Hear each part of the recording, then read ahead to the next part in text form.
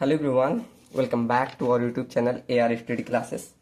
सो हम पढ़ रहे हैं डिजाइन ऑफ कंक्रीट स्ट्रक्चर, और जिसमें प्रीवियस लेक्चर में मैंने डिजाइन ऑफ एक्सियली लोडेड और रेक्टेंगुलर कॉलम का डिजाइन स्टेप किया था और ये क्वेश्चन दिया था। ठीक, और मैंने क्वेश्चन में जो गिवन डाटा था उसको समझा दिया था।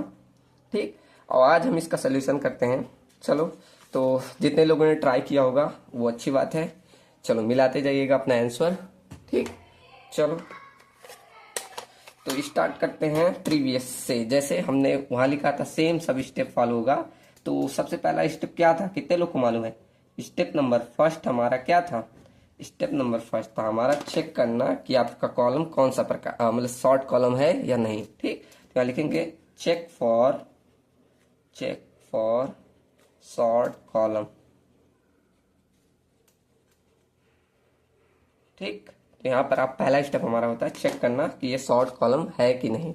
ठीक, तो हम कैसे चेक करते थे? लेमडा निकालते थे। तो लेमडा की वैल्यू कैसे निकाला जाता है? L effective by LLD।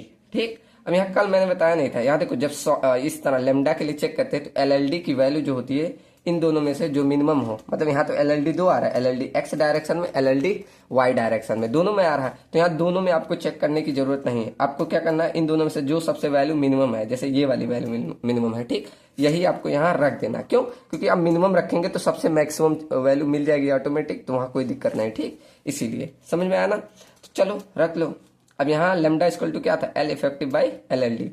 ठीक, देखो मैंने क्वेश्चन कल ही समझा दिया था, क्वेश्चन दोबारा मैं पढ़ नहीं रहा हूँ। ठीक, सभी लोग पढ़े होंगे क्वेश्चन। चलो, तो यहाँ पर एल इफेक्टिव की वैल्यू मैंने कल निकाल ली थी, कितनी थी? 3.6 मीटर। तो यहाँ मीटर को mm बदलेंगे, कितना हो जाएगा? 3600 mm हो जाएगा, डिवाइड बाई LLD। अब मैंने बोला सबसे छोटा वाला कितना है? LLD हमारा वाई डायरेक्शन में 460 mm, यही रख दो, ये सबसे छोटा है। सॉल्व करो, कितना आ जाएगा? 3600 डिवाइड बाई 460। तो ये वाली वैल्यू आ जाएगी आपकी 7.82। कितना आ गया? Equal to 7.82। अब ये जो कि हमारा किससे है?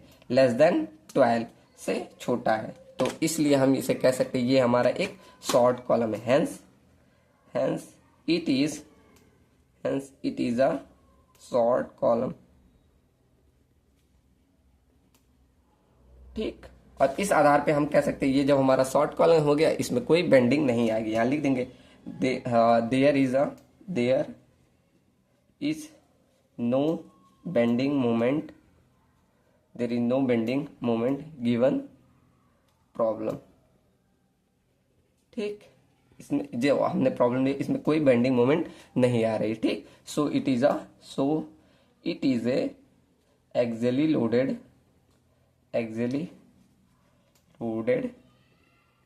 Short column. ठीक, इस प्रकार हम कह सकते हैं ये हमारा एक्सियली लोडेड शॉर्ट कॉलम है।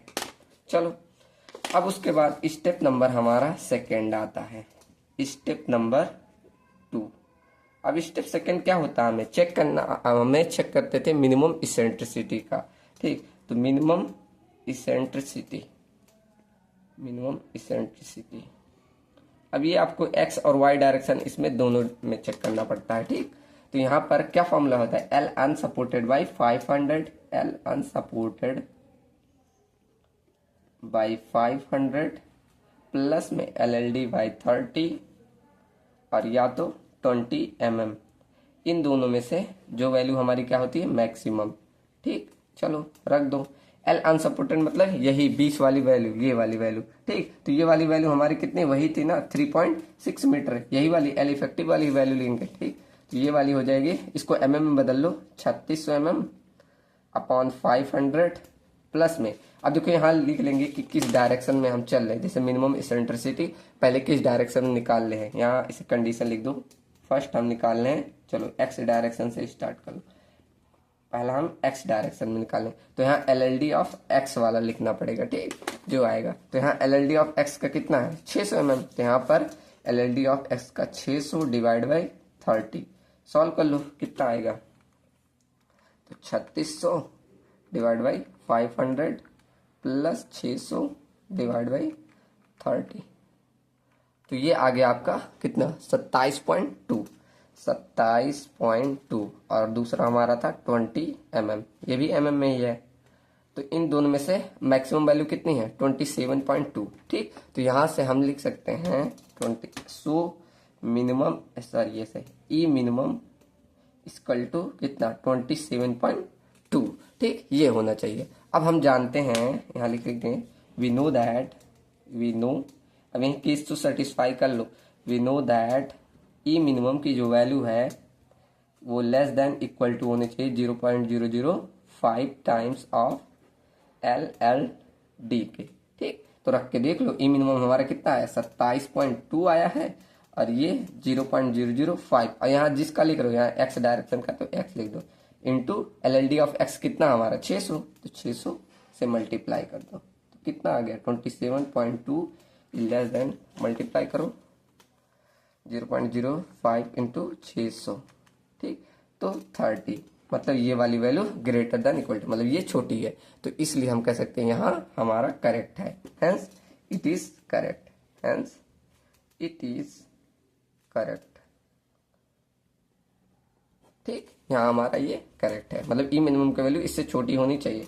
ये 3 आया, 300 नहीं। ठीक, चलो यहाँ हमने एक्स डायरेक्शन का चेक कर लिया, ऐसे सेम आपको वाई डायरेक्शन का भी चेक करना पड़ेगा। बी आप डाल लीजिए वाई डायरेक्शन।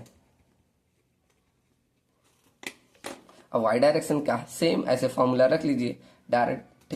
चलो एक बार लिख दो, L unsupported divide by 500 plus LLD by 30 या 20 mm। ठीक, चलो वैल्यू डायरेक्ट में रख दे रहा हूं, तो एल अनसपोर्टेड का लेंथ वही रहेगा 3600 डिवाइडेड बाई 500 प्लस LLD का लेंथ कितना हो जाएगा वही 600 है। तो यहाँ अब हम y का लेके चले तो y का लिखना पड़ेगा। ठीक, तो y का कितना है, यहाँ y का देखेंगे आप, LLD ऑफ y कितना है 460 mm, तो यहाँ रख देंगे 460 डिवाइडेड बाई 300 लिख दिया ये 30। ठीक, तो बराबर, अब इसका देखो कितना वैल्यू आ रही है 3600 divide by 500 plus 460 divide by 30, तो ये वैल्यू आ रही है 22.53। ठीक, और ये 20 mm। तो इन दोनों में से जो क्या होना चाहिए, विच एवर इज मैक्सिमम। तो यहाँ पर ई मिनिमम की वैल्यू कितनी आ गई 22.53। ठीक, चलो प्रूव कर दें। अब यहाँ हम जानते हैं we know that E minimum is less than equal to 0.05% of LLD, ये भी वाई डायरेक्शन का। ठीक, तो रख दो ई मिनिमम हमारा आया 22.53 is less than equal to 0.005 into LLD Y का कितना था 460। चलो चेक कर लो कितना आएगा 0.05 इंटू 460, मतलब ये 23, मतलब 22.53 से ये बड़ी वैल्यू आ गई, तो मतलब यहाँ भी करेक्ट है, हेंस इट इज करेक्ट। ठीक, तो ये भी कंडीशन हमारी सेटिस्फाई हो गई। चलो अब अगला देखो, अगला आपका डालेंगे स्टेप नंबर 3। स्टेप नंबर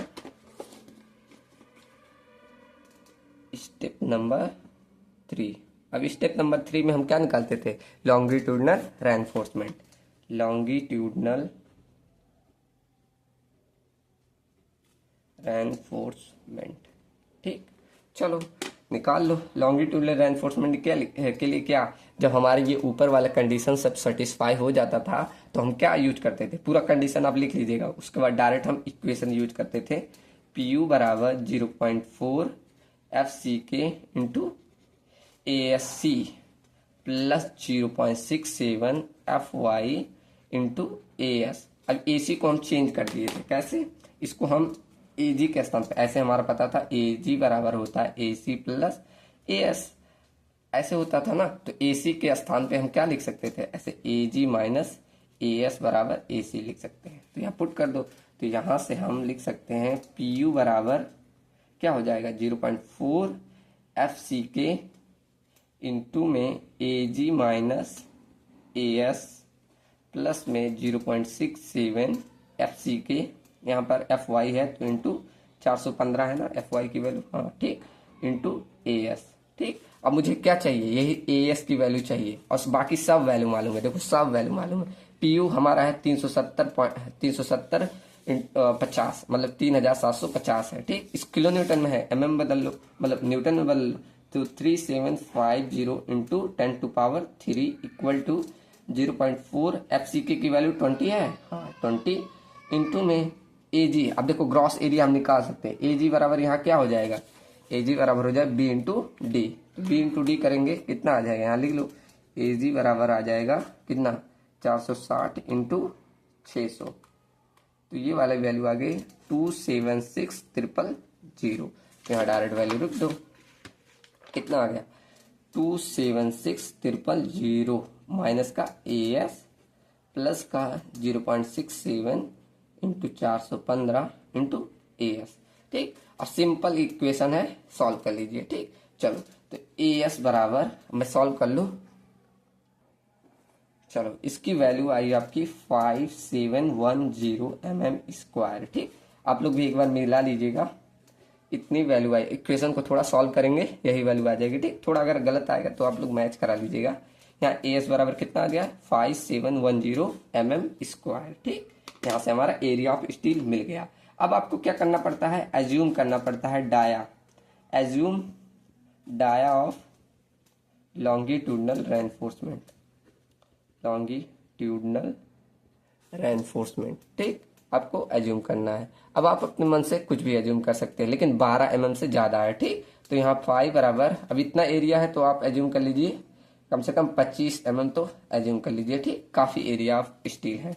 तो यहाँ से अब हम नंबर ऑफ बार निकाल लेते हैं। तो n बराबर हमारा क्या हो जाता है, यहाँ पर होता है AS डिवाइड बाई π/4 इंटू 5 का स्क्वायर। ठीक, तो AS हमने ऊपर ही निकाला 5716 डिवाइड बाई π/4 इंटू 25 का स्क्वायर। ठीक, तो देखो कितना आएगा 5710 डिवाइड बाई π/4 इंटू 25 का स्क्वायर।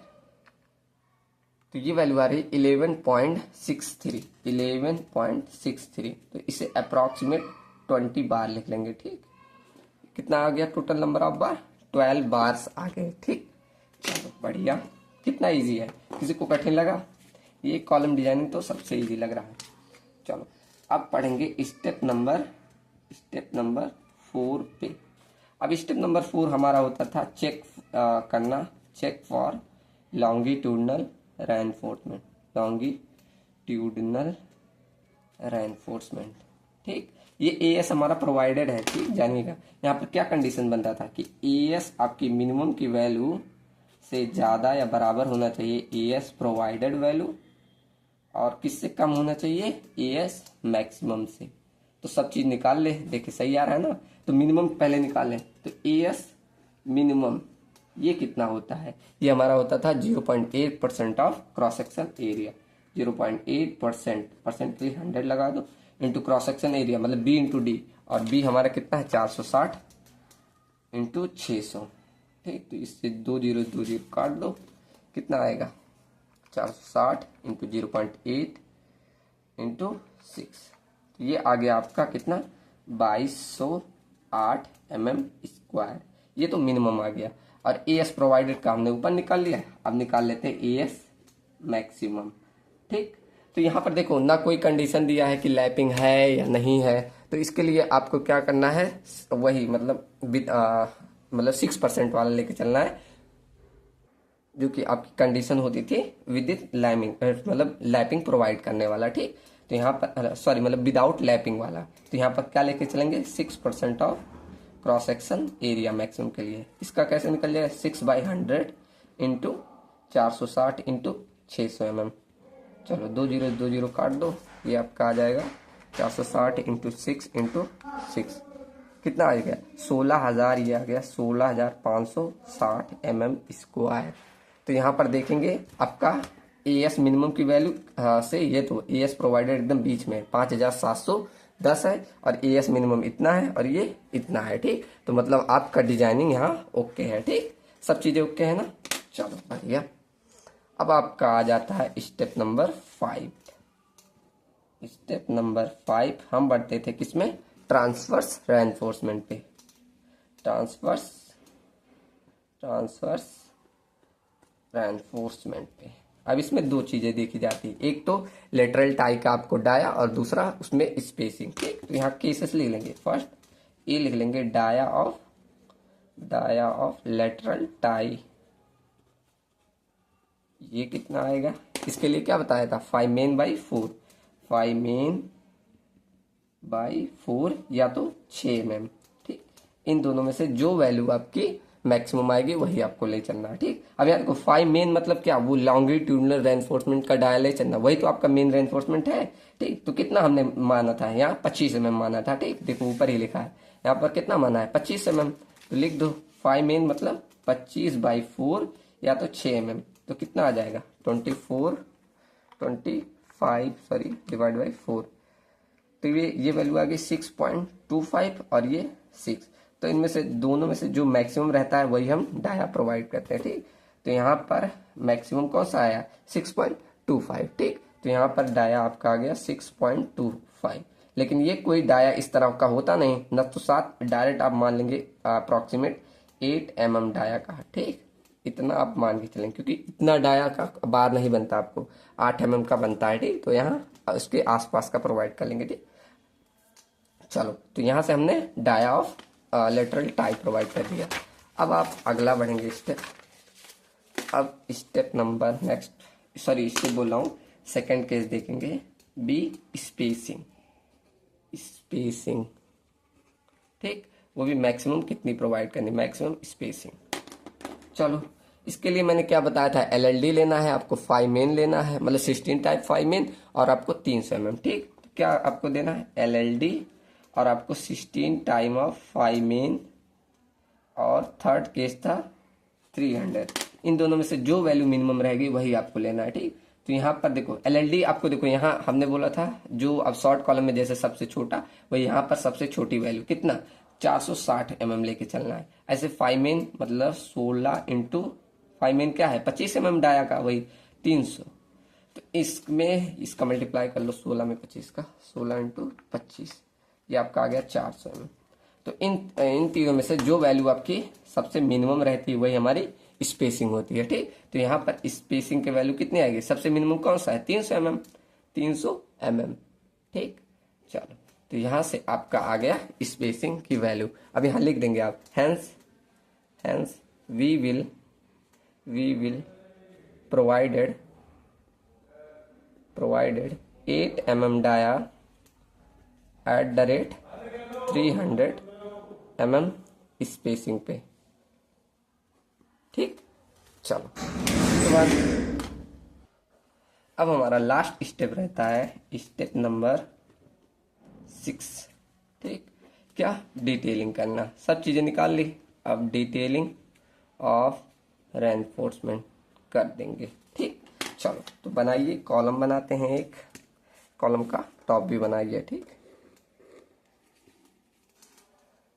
तो ये मैं आशा करता हूँ सबको समझ में आया होगा। ये रहा आपका कॉलम। ठीक, चलो, और इसको हमें इसमें देखो कितने, बहुत मतलब 12 बार प्रोवाइड करने, तो इसमें आपको देखो अच्छे से ध्यान देना पड़ेगा, थोड़ा सा ध्यान दीजिएगा। अब ये मैं इसे किनारे सिर्फ बना रहा हूँ, अभी मैं समझाऊंगा।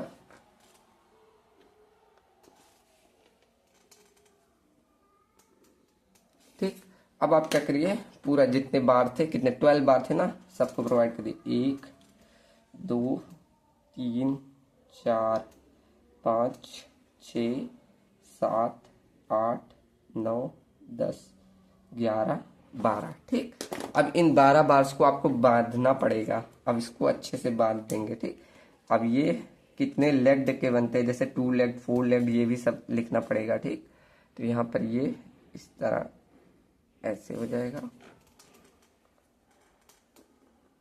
और ये इस तरह हो जाएगा। ठीक, आप लोग और ठीक से बनाइएगा, मैं जल्दीबाजी में बना रहा हूँ। ठीक, यहाँ पर कुछ इस तरह।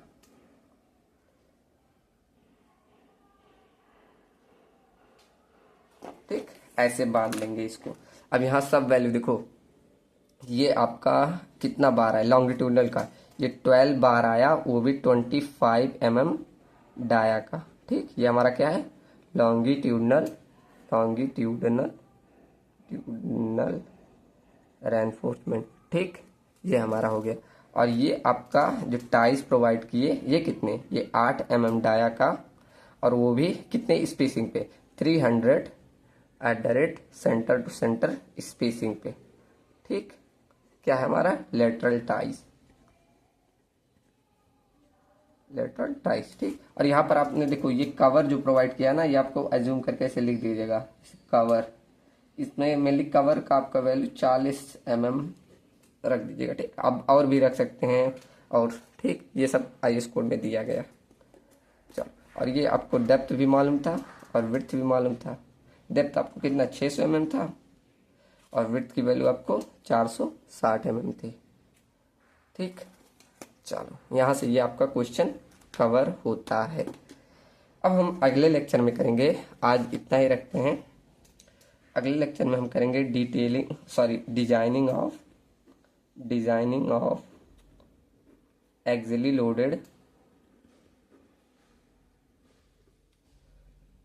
लोडेड हेलिकल, या आप बोल लीजिए सर्कुलर कॉलम। ठीक, सर्कुलर कॉलम दोनों का सेम ही होता है, सर्कुलर कॉलम, इसकी डिजाइनिंग करेंगे। ठीक, सब लोग क्वेश्चन ट्राई कीजिएगा। आपको जो देखेंगे ना, को आपके जो AQ2 एग्जाम में है ज़्यादातर रेक्टेंगुलर और इस हेलिकल का, और बाई एक्सियल जब आगे पढ़ेंगे तो उसका उतना क्वेश्चन नहीं पूछा है, लेकिन हम डिजाइनिंग स्टेप कवर कर लेंगे। ठीक, चलो तो मिलते हैं नेक्स्ट वीडियो में, और आशा करता हूँ आप सभी लोग को समझ में आया होगा।